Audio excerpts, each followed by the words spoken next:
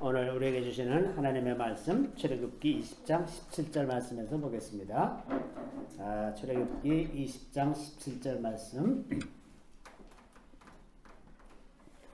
우리 다 같이 읽어볼까요? 내 이웃의 집을 탐하지 말라. 내 이웃의 아내나 그의 남종이나 그의 여종이나 그의 소나 그의 낙이나 무릇 내 이웃의 소유를 탐내지 말라.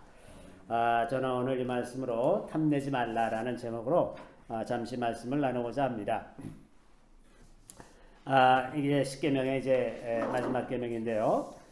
여기 그 탐내다라는 단어가 이제 그 히브리어로 카마드라는 단어인데 이 단어는 이제 영어로는 desire 한다는 거나 take pleasure in 무엇을 기뻐하는 것. 근데 이게 이제 그 take pleasure 한다 그러면 조금 더 쾌락에 가까운 겁니다. 이런 쾌락적인 것들을 좋아하는 그런 태도를 얘기하는 거죠. 그래서 대개는 이제 부정적인 의미로 사용되고 있고 통제되고 절제되지 않은 어떤 이기적인 욕망 이런 것을 나타낼 때 이제 카마드라는 단어를 사용합니다. 그래서 오늘 본문에 보면 그 탐욕의 대상으로 주님께서 말씀하신 것이 이웃의 아내나 그의 남종이나 여종이나 소나 낙이나 그 모든 이웃의 소유를 탐하지 말라 이제 이렇게 말씀하셨는데 이 비슷한 말씀이 이제 신명기서에도 기록되어 있죠. 신명기서에도 이제 이 십계명에 해당하는 내용들이 5장에 기록되어 있는데 그 중에서 이제 여기에 해당하는 말씀이 5장 21절에 기록되어 있는데요. 여기 이제 아주 거의 그 워딩이 거의 비슷합니다. 내 이웃의 아내를 탐내지 말지니라. 내 이웃의 집이나 그의 밭이나 그의 남종이나 그의 여종이나 그의 소나 그의 낙이나 내 이웃의 모든 소유를 탐내지 말지니라. 이제 이렇게 되어 있는데 그런데 이제 그 탐내다라는 단어가 그 신명기서에서는 두 가지 서로 다른 단어로 사용되고 있습니다. 그 이제 그 출애굽기에서 카마드라는 단어를 사용했다면 신명기에서는 처음에 그의 아내를 탐내지 말라 그럴 때는 카마드라는 단어를 썼지만 나머지 것들에 대해서는 아바라는 다른 단어를 사용하고 있어요. 그래서 이 두 단어를 이제 조금 비교를 해보면 이 내 이웃의 아내를 탐내지 말라 그럴 때는 이 뉘앙스가 좀 더 쾌락적인 것들을 내포하고 있습니다. 반면에 이 소유를 탐내지 말라라고 하는 그 아바라고 하는 단어는 조금 이제 다르죠. 그래서 이 아바라고 하는 단어는 영어로는 desire 한다거나 long 혹은 뭐 lust 한다거나 covet 탐내다 이게 시샘하고 탐내고 이러는 것. 그 다음에 이제 wait longingly 아주 간절하게 막 기다리면서 바라는 것. 혹은 뭐 wish 한다거나 아주 탄식하면서 그 원하는 것. crave 아주 막 갈망하는 것. 아주 be greedy 아주 탐욕적으로 원하는 것. 그래서 좀 더 전반적으로 이 단어의 주어가 이 성경에서 어떤 단어를 사용하고 있냐면 이 단어의 주어로 사용하는 단어가 self 자기 자신 혹은 soul 그 영혼 우리 그 영혼이 우리의 깊은 그 이기적인 속성이 이제 이런 것들을 탐하게 되는 그런 것들 혹은 appetite 어떤 성향 원하는 그런 성향들이 이런 거에 동사로 사용된다고 하는 겁니다. 또 이거의 그 목적어 그럼 어떤 것들을 탐하는 것을 탐한다고 얘기하는 거냐 그럴 때 아주 대표적인 거가 그 먹는 고기입니다. 그래서 신명기 12장 20절에 보면 내 하나님 여호와께서 내게 허락하신 대로 내 지경을 넓히신 후에 내 마음에 고기를 먹고자 하여 이르기를 내가 고기를 먹으리라 하면 내가 언제나 마음에 원하는 만큼 고기를 먹을 수 있으리니 그 원하다 여기 고기를 먹기를 원하는 그런 것 이런 거에 사용하거나 혹은 미가서 7장 1절에 보면 재앙이로다 나여 나는 여름 과일을 딴 후와 포도를 거둔 후 같아서 먹을 포도송이가 없으며 내 마음에 사모하는 처음 익은 무화과가 없도다. 이게 사모하는 이런 것으로 사용하고 있습니다. 또 잠언 23장 3절에 보면 잠언 23장 3절에 보면 그의 맛있는 음식을 탐하지 말라. 그것은 속이는 음식이니라. 또 23장 6절에도 악한 눈이 있는 자의 음식을 먹지 말며 그의 맛있는 음식을 탐하지 말지어다. 이게 탐하는 것. 이런 용례를 이렇게 비교해서 살펴보면 이 아바라고 하는 탐하다, 아바라고 하는 단어는 꼭 필요한 것이 아닌데 이렇게 별식으로 더 먹고 싶다거나 이러는 종류에 대해서 이야기하는 겁니다. 이미 다 필요한 것들이 다 주어진 상태에서 남의 것이 좀 더 갖고 싶고 좀 더 넓히고 싶고 하는 이러한 욕구들, 기본적인 욕구를 벗어난 더 갖고 싶은 그러한 욕구들에 대해서 사용하고 있음을 볼 수가 있습니다. 그래서 이제 그 카마드라는 단어가 이제 그 주로 쾌락에 관계된 거라면 아바 하는 거는 필요 이상의 것에 대한 욕심이라고 말씀드릴 수가 있습니다. 그래서 이제 그 우리가 일상에 필요한 것, 우리가 일상에 필요한 의식주에 관한 것들을 이야기하는 것이 아니라 그것을 넘어서는 것에 대해서 이제 얘기한다는 것을 우리가 알 수가 있습니다. 자, 그런데 이제 이 성경이 이 탐욕에 대해서 이게 이제 기본적으로 탐욕에 관한 죄니까 탐욕에 대해서 그 성경이 이야기할 때 가장 그 대표적으로 거론하는 신구약을 다 걸쳐서 아주 대표적으로 거론하는 것이 뭐냐면 그 이스라엘 백성들이 출애굽하고서 광야에 다니면서 고기를 탐한 것을 얘기하는 겁니다. 고기.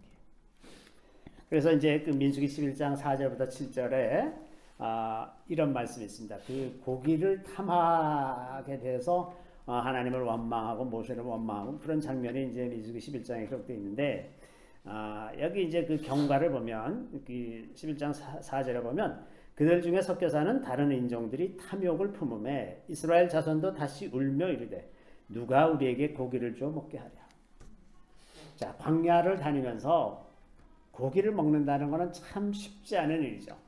비록 그들이 이제 가축을 가지고 가기는 했지만 가축은 이제 계속해서 뭐 젖도 짜고 이래야 되니까 함부로 잡아먹을 수가 없죠. 또 계속 이동을 하고 그래야 되니까 그 풀도 마땅치 않고 그래서 가축을 유지하기도 참 쉽지가 않았을 거예요. 그러니까 이제 함부로 잡아먹기는 어렵고 이러니까 이제 그 계속 만나만 먹고 지내다 보니 이제 참 여러 가지로 답답한 마음이 있었겠죠. 그러니까 이제 누가 우리에게 고기를 주어 먹게 하랴 이런 탄식이 나오는 겁니다. 그러면서 그 생각이 다시 애굽으로 돌아갔어요. 우리가 애굽에 있을 때에는 값없이 생선과 오이와 참외와 부추와 파와 마늘들을 먹은 것이 생각나더라. 옛날에 시절이 좋았는데 괜히 하나님이 우리를 애굽에서 이끌어내셔가지고 이건 아무런 낙이 없는 이런 데서 살아야 되는구나. 이제는 우리의 기력이 다하여 이 만나 외에는 보이는 것이 아무것도 없도다 하니 만나는 가시와 같고 모양은 진주와 같은 것이라. 이제 이렇게 갖고 불평을 하기 시작했습니다. 그랬더니 이제 이걸 가지고 그 이스라엘 백성들이 이제 모세에게 와서 항의도 하고 그러니까 이때 모세가 정말 그 출애굽한 이후로 가장 크게 실망하고 낙심했습니다. 그래서 하나님한테 아주 호소를 하는 거예요.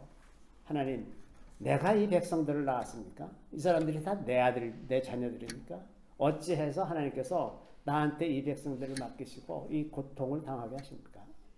너무 모세가 힘들었습니다.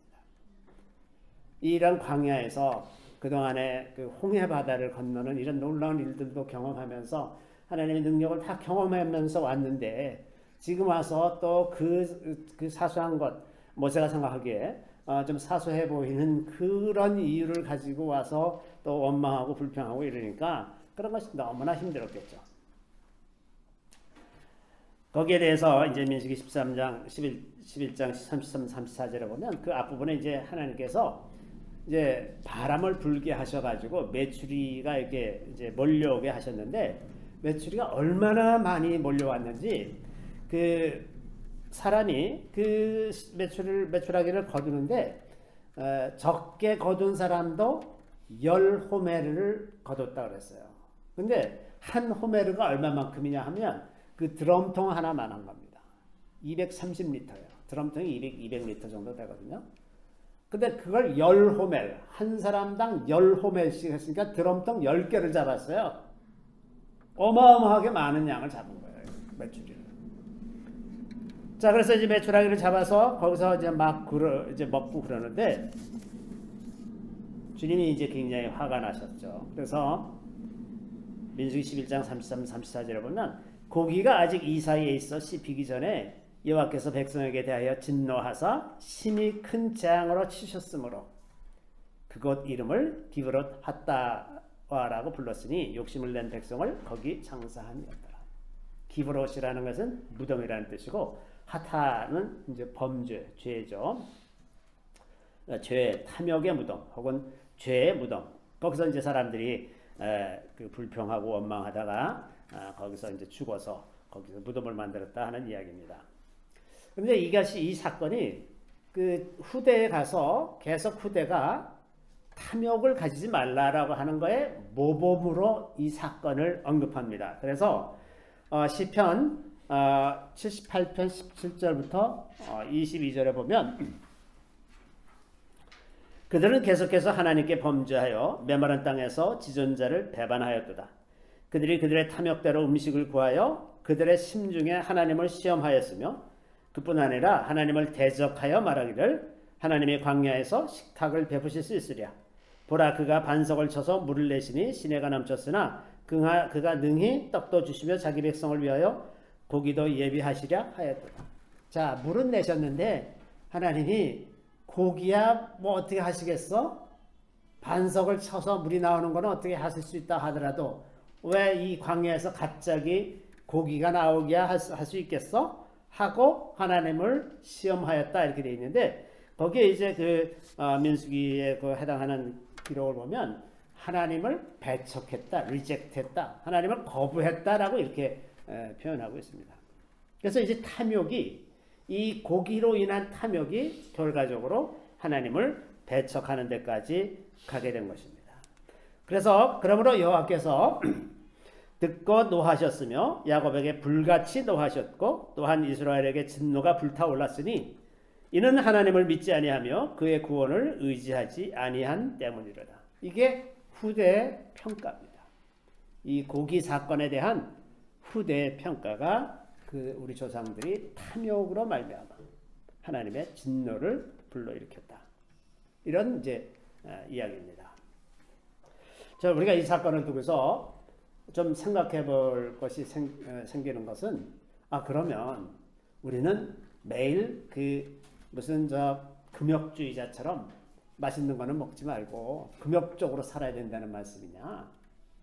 그런 건 아닙니다. 그런 것은 아닙니다. 왜냐하면 신명기 12장 20절에 보면 이렇게 돼 있죠. 네 하나님 여호와께서 네게 허락하신 대로 네 지경을 넓히신 후에 내 마음의 고기를 먹고자 하여 이르기를 내가 고기를 먹으리라 하면 내가 언제나 마음에 원하는 만큼 고기를 먹을 수 있으리니 앞으로 가나안 땅에 들어가고 나면 너희들은 원하는 만큼의 고기를 먹을 수 있을 거다. 그렇게 하라는 것이지 지금 이 광야에서 이제 고기가 먹고 싶어요. 이해할 수 있어요. 그런데 그것으로 인해서 하나님께 구하기도 전에 원망부터 하고 불평부터 하는 이렇게 그 하나님을 믿지 못하고 배척하려는 그 삶에서 원망하고 배척하려는 그런 태도가 이제 더 근본적인 문제가 되는 겁니다. 그래서 이 탐욕이라는 것이 이제 그 핵심적으로 하나님을 거스르는 중요한 이슈가 된다고 하는 겁니다. 그래서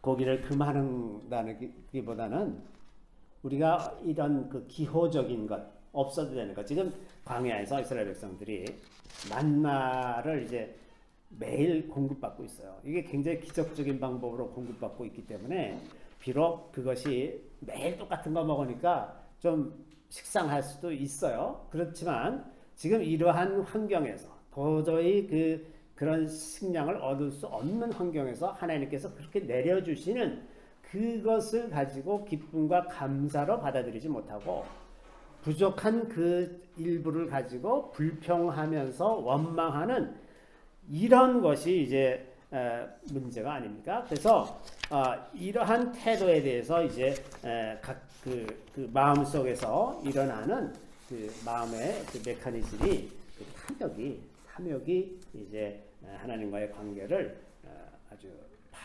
파멸적으로 망가뜨리는 그런 것이 된다는 것입니다. 그래서 이제 이 이슈가 결국은 탐욕에 관한 이슈입니다. 탐욕. 그래서 이제 성경에 쭉 살펴보면 이 탐욕에 관한 이야기가 신구약에 걸쳐서 굉장히 많이 있습니다. 굉장히 많이 있는데 그중에서 몇 가지만 좀 살펴보면 시편 3절에 보면 악인은 그의 마음의 욕심을 자랑하며 탐욕을 부리는 자는 여호와를 배반하여 멸시하나이다. 자, 이 탐욕을 부리는 자는 여호와를 배반하여 멸시하나이다. 탐욕을 가지게 되면 어느 쪽으로 하느냐? 여호와를 배반하고 멸시하는 쪽으로 가게 된다. 그게 이스라엘 백성들이 꼭 한 일이죠. 또 두 번째는 시편 119편 36절에 보면 내 마음을 주의 증거들에게 향하게 하시고 탐욕으로 향하지 말게 하소서.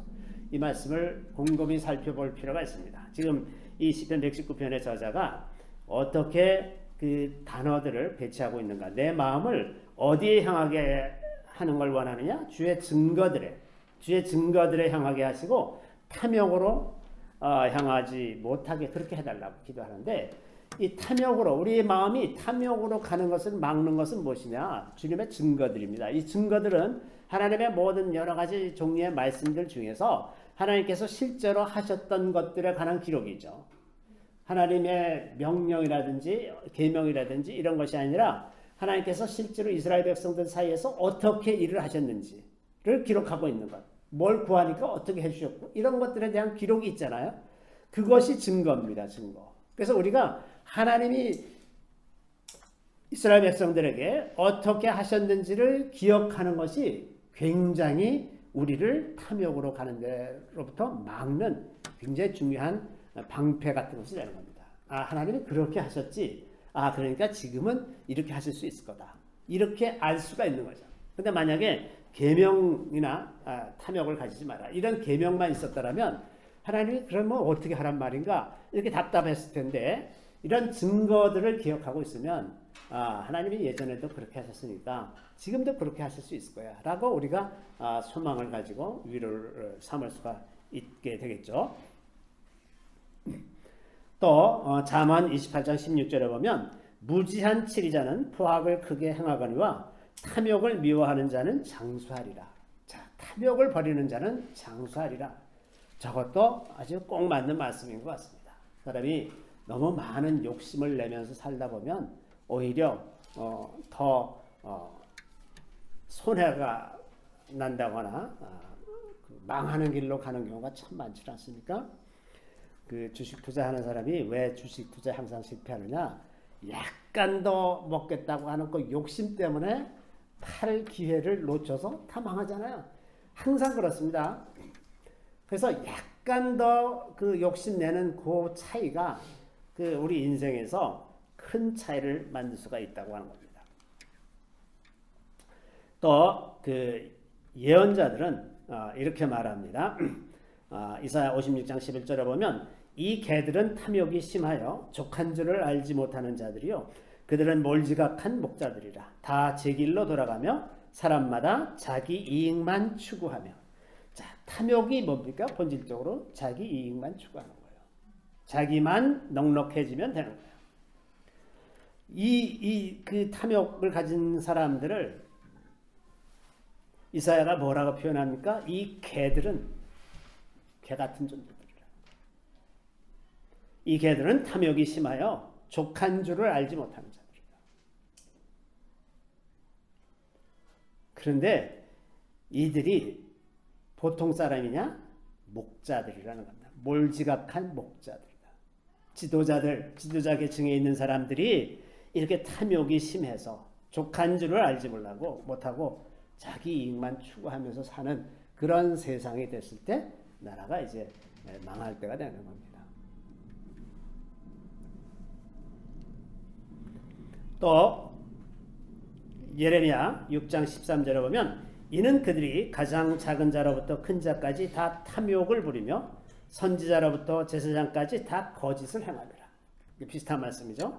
선지자로부터 제사장까지 모두가 다 그들을 바르게 가르쳐야 할 사람들까지 다 탐욕을 부리고 다 거짓을 행하면서 탐욕 때문에 거짓이 더 많이 나오죠. 예수님도 이 탐욕에 대해서 말씀하십니다. 마가복음 7장 21절에서 23절에 보면 속에서 곧 사람의 마음에서 나오는 것은 악한 생각 곧 음란과 도둑질과 살인과 간음과 탐욕과 악독과 속임과 음탕과 질투와 비방과 교만과 우매함이니 이 모든 악한 것이 다 속에서 나와서 사람을 더럽게 하느니라. 여기도 보면 탐욕에 대해서 주님이 말씀하고 계시는 것을 볼 수가 있습니다. 또 제가 인용을 하지는 않았지만 그 바리새인들에 대해서 그 바리새인 서기관들을 이렇게 야단치실 때 그 말씀 가운데 항상 들어있는 말씀이 탐욕에 대한 겁니다. 겉으로는 굉장히 종교적이고 그 말씀을 잘 준행한다고 스스로 생각하고 다른 사람들한테 그렇게 자기의 이미지를 만들어내는 이런 사람들이 속에서는 이제 탐욕이 가득하다고 예수님이 회칠한 무덤 같다고 이렇게 말씀하시죠. 사도 바울은 음행과 온갖 더러운 것과 탐욕은 너희 중에서 그 이름조차도 부르지 말라. 이는 성도에게 마땅한 바니라. 자, 분명히 성경은 일관되게 이 탐욕에 대해서 경고하고 있습니다. 그럼에도 불구하고 이 자본주의 사회는 사실상 탐욕에 기반한 경제입니다. 그래서 이 탐욕에 기반한 경제 시스템에서 우리가 탐욕에 물들지 않고 산다는 것은 정말 쉬운 일이 아니에요. 이렇게 탐욕으로 사는 것이 법적으로만 문제가 없다면 다 정당화되는 그런 사회 속에 우리가 살고 있어요. 어려서부터 그런 분위기에서 자라나고 그렇게 평생을 살게 되기 때문에 탐욕에 대한 이야기가 그렇게 많이 나오질 않습니다. 이러한 그 탐욕의 본질이 우상숭배라고 말씀하시는 장면들이 있는데 첫 번째는 이제 누가복음 12장 15절에 보면 예수님이 그들에게 이르시되 삼가 모든 탐심을 물리치라. 탐심을 물리치라. 사람의 생명이 그 소유에 넉넉한 데 있지 아니하리라. 사람의 생명이 탐욕, 그 물질이 많다고 해서 사람의 생명이 있는 것이 아니다. 영원한 생명이 보장되는 것도 아니고 그것은 영원한 생명을 살 수 있는 것도 아니다. 근데 그것에 가장 장애가 되는 것이 무엇이냐? 탐심이라는 겁니다. 탐심. 탐심은 우리가 생명을 얻는데 가장 큰 방해가 되는 거죠. 그래서 이 탐심은 본질에 있어서 우상숭배와 동일합니다. 사도 바울은 갈라디아서 5장 24절에서 그리스도 예수의 사람들은 육체와 함께 그 정욕과 탐심을 십자가에 못 박았습니다. 탐심을 십자가에 못 박지 않으면 우리가 구원에 이르기가 쉽지 않은 어떤 아주 중대한 방해가 되는 그런 요소가 될 것입니다. 골로새서 3장 5절에서는 그러므로 땅에 있는 지체를 죽이라. 곧 음란과 부정과 사욕과 악한 정욕과 탐심이니 탐심은 우상숭배니라. 아주 분명하게 딱 이렇게 얘기해요. 사도 바울이 보니까 이 탐심은 결국은 우상숭배구나. 우상숭배로 가기 때문에 탐심을 가지고 있으면서 하나님을 믿는다고 말할 수가 없는 상태가 되는 겁니다. 자, 우리가 이렇게 탐욕에 지배당하면서 사는 이 시대에 우리가 어떻게 해서 이 계명을 지키면서 살 수 있을까? 우리가 어떻게 하면 이 탐욕의 굴레에서 벗어나서 살 수 있겠는가? 이런 생각을 좀 해볼 필요가 있습니다. 탐욕이 언제나 주님께서 말씀하신 것처럼 마음에서 시작되는 겁니다. 마음에서 시작되죠. 그래서 탐욕은 언제나 우리의 마음을 빼앗는 데서부터 시작합니다. 우리의 마음이 어느 것에 탁 빼앗기기 시작해요. 어떤 사람이나 어떤 물건, 이런 것에 이제 빼앗기기 시작하죠. 어떤 여인을 딱 보니까 너무나 멋있어 보이고 갑자기 사로잡혀 버립니다. 그래서 마음을 빼앗기면 자나깨나 그 생각만 하는 거죠. 그게 마음을 빼앗긴 상태가 되죠. 잘 때도 꿈꾸고 이렇게 해서 마음을 여인에게 완전히 다 빼앗기고 나면 그러면 이게 이제 우상이 된 겁니다. 왜냐하면 그 마음이 하나님께 사로잡혀야 되는 마음인데 그 마음이 빼앗겨졌어. 그 마음을 뺏어간 그것이 이제 우상이 되는 거죠. 또 때때로 우리가 어떤 물건들을 보거나 어떤 멋진 것을 볼 때 마음에 필이 꽂혔다 이렇게 표현하는. 그래서 근데 잠깐 그러는 거는 괜찮은데 그러고 나서 계속해서 거기에 그 마음이 머물러 있어요. 저거를 기억하나가 갖고 싶다 하는 그렇게 되는 상태가 되면 그 마음을 뺏긴 거죠. 돈이나 섹스나 권력 이런 것들이 우리의 마음을 빼앗는 요소들이 되는 거죠. 권력을 잡은 자들이 한번 권력을 행사해 보니까 많은 사람들이 자기한테 다 설설 기고 이게 너무 쾌감이 있어요. 그래서 결코 그 다음에는 이 권력을 빼앗기지 않으려고 기를 씁니다. 혹은 우리 일상생활 속에서 뭔가 이렇게 짜릿함이나 쾌감으로 오는 것 그런 것들을 좀 조심할 필요가 있습니다. 그런 걸 느낄 수 있어요. 그리고 어떤 것들은 참 즐거운 그런 경험이 되기도 합니다. 좋은 음악을 듣는다거나 좋은 예술작품을 본다거나 멋진 풍경을 보고 그러면 마음이 굉장히 정화가 되고 이제 편안해지고 굉장히 위로가 되고 이런 경우 많이 있지 않습니까? 문제는 거기에 마음을 빼앗기는 겁니다. 빼앗기는 것. 또 이제 각종 중독의 증상 같은 것들이 있어요. 뭐 알코올 중독으로부터 시작해서 알코올이나 마약, 담배, 뭐 이런 것들.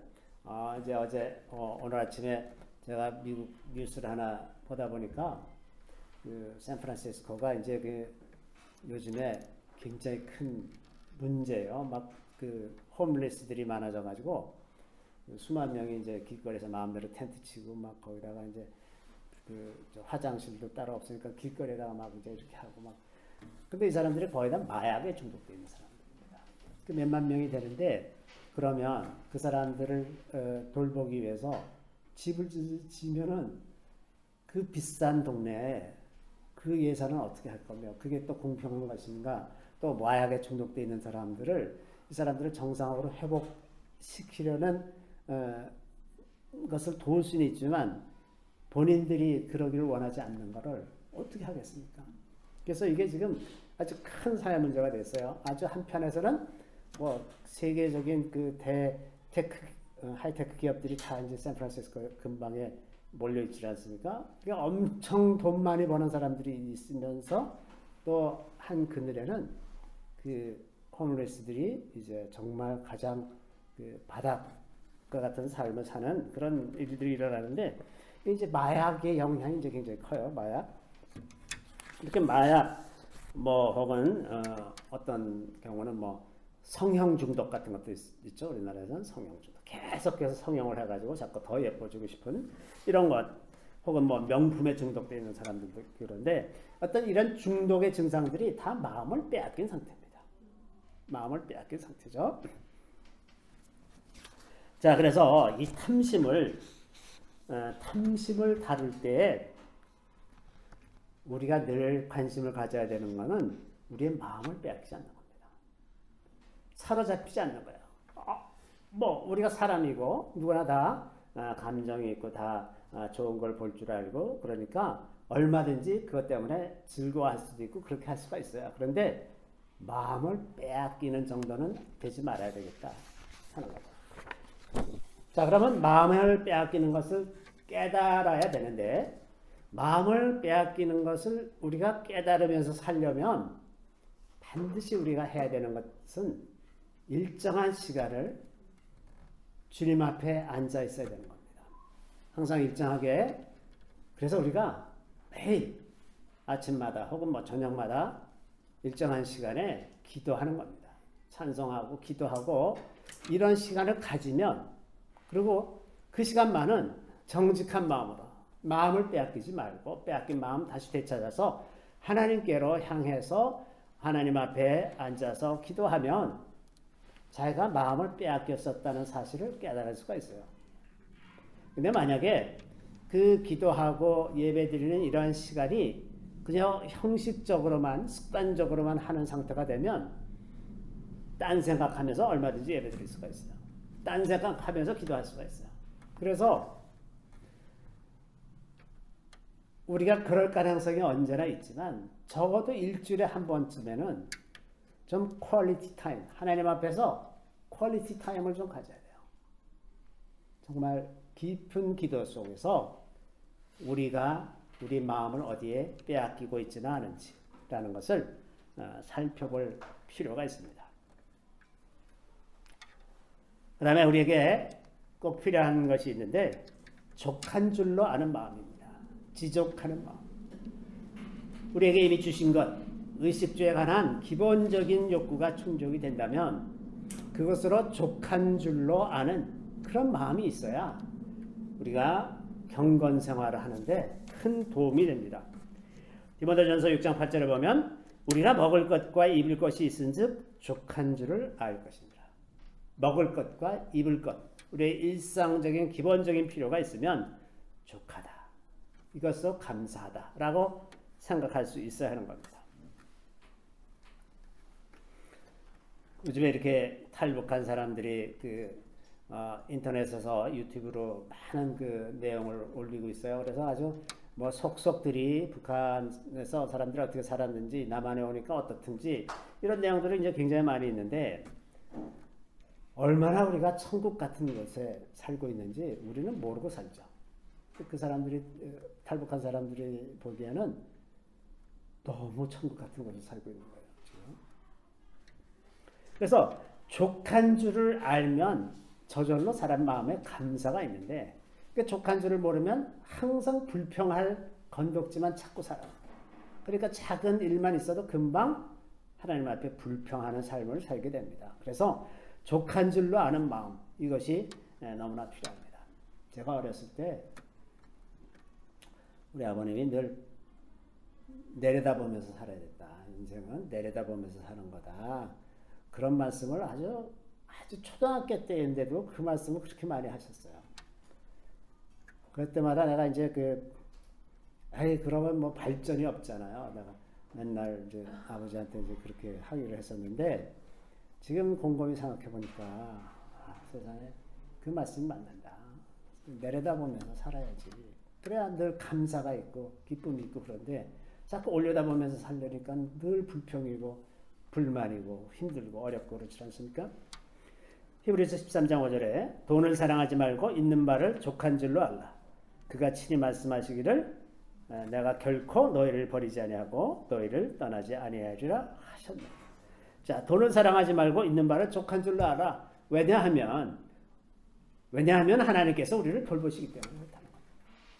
우리를 결코 버리지 아니하시고 우리에게 필요한 것을 반드시 채워주시는 분이시라는 겁니다. 그래서 족한 줄로 알고 산다고 해서 너 족해? 그러면 더 이상 너 안 줘. 하나님 이런 분이 아니에요. 내가 하나님 족합니다. 너무 감사합니다. 그러니 이제 그러면 너 안 줘도 되겠구나. 그러고서 다른 사람 다 주고 나는 안 주시는 하나님이 아니라 족한 줄 알고 감사하고 기뻐하면 더 주시는 하나님이시라는 거예요. 그래서 우리가 족한 줄로 아는 마음이 있어야 우리 탐욕에 지배되는 사회에서 살아남을 수 있을 것이라는 생각이 듭니다. 또 마지막으로 우리에게 꼭 필요한 것은 성령의 도우심입니다. 우리 마음이 탐심으로 채워지지 않으려면 성령으로 채워져야 됩니다. 우리 마음은 둘 중에 하나예요. 성령으로 채워지거나 이 세상의 것으로 채워지거나 둘 중에 하나지 중립지대가 없습니다. 내가 원하지 않는다고 해서 사탄이 내 안에 들어오지 않는 게 아니에요. 사탄은 성령이 들어있지 않으면 반드시 들어와서 우리 마음을 사로잡게 마련입니다. 그래서 성령으로 우리의 마음이 채워져야 되는 것. 그래서 늘 성령 충만을 구하라. 이것이 가장 좋은 탐욕에서 벗어나는 방법입니다. 이 성령은 우리를 금욕적인 삶으로 이끄는 것이 아니라 자유가 있는 삶으로 이끕니다. 자, 이제 고기가 가장 대표적인 탐욕의 예라고 말씀드렸는데 이 고기에 대해서 신약 성경에서도 굉장히 많이 다루고 있어요. 왜냐하면 그 고기를 먹는 것, 안 먹는 것이 사도 바울이 복음을 이방인들에게 전할 때 가장 큰 이슈였었습니다.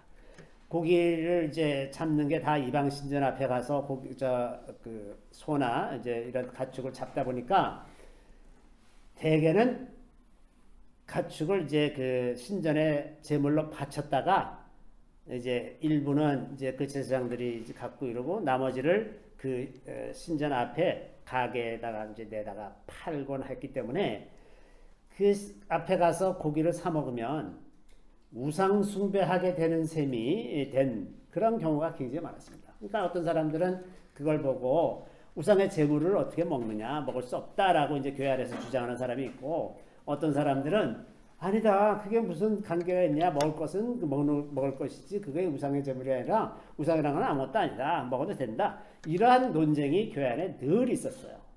그래서 이제 사도 바울이 로마서에서도 또 고린도서에서도 이 이슈를 이제 다루는 그런 부분들이 있는데, 근데 이제 이거에 대해서 사도 바울이 이야기하는 걸 보면 로마서 14장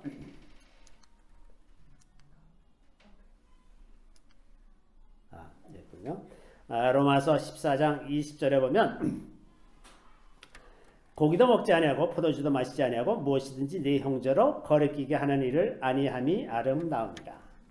자발적으로 그렇게 하는 거예요.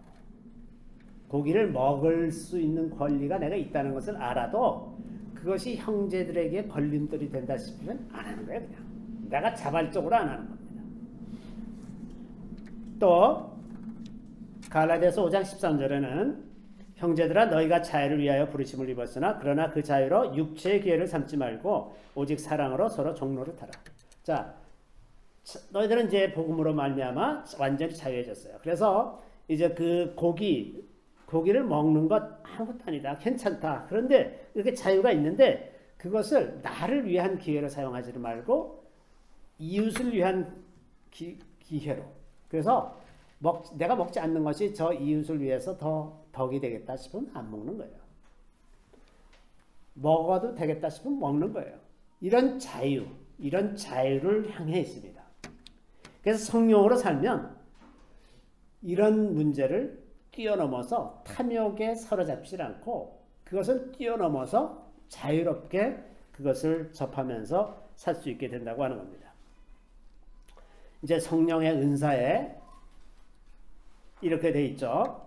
오직 성령의 열매는 사랑과 희락과 화평과 오래 참음과 자비와 양선과 충성과 온유와 절제니 이 같은 것을 금지할 법이 없느니라. 여기 성령의 은사의 마지막에 절제가 있지 않습니까? 절제. 이 탐욕은 절제에 의해서 통제가 되는 겁니다. 절제하는 능력이 있다면 탐욕이 우리를 사로잡을 수가 없어요. 고기를 먹지 말라는 것이 아니라 먹어도 되는데 거기에 언제나 우리의 절제가 적용이 됐더라 하는 겁니다. 세상에 이제 제가 보기에 가장 불행한 사람은 절제를 배우지 못한 사람입니다. 어려서부터 자기의 욕망, 이기적인 욕망을 그대로 다 표현하면서 살 수 있는 그런 환경에서 자라났던 사람. 그래서 어려서부터 절제하는 훈련을 전혀 하지 못한 사람들은 그 인생을 완전히 다 피폐하게 만들면서 삽니다. 왜냐하면 그것이 어느 정도 커서 사람이 어느 정도 커서 사회생활을 하기 시작하면 자기 욕망대로 할 수가 없잖아요. 그럼 어디 가나 다 자꾸 부딪히죠. 자기 원하는 대로 안 되니까. 그래서 본인은 늘 불평이고 폭력적이 되고 주변을 자꾸 위협하고 이런 일들이 생겨납니다. 그래서 절제하는 법을 어려서부터 배우지 못하면 가장 불행한 인간이 되기가 쉽습니다. 이런 의미에서 역설적으로 생각하면 성령으로 충만한 사람이 가장 아름답고 행복한 삶을 살 수가 있습니다. 그 절제하는 은혜가 있기 때문에 그래요. 그 절제가 주는 자유함이 있기 때문에 그렇습니다.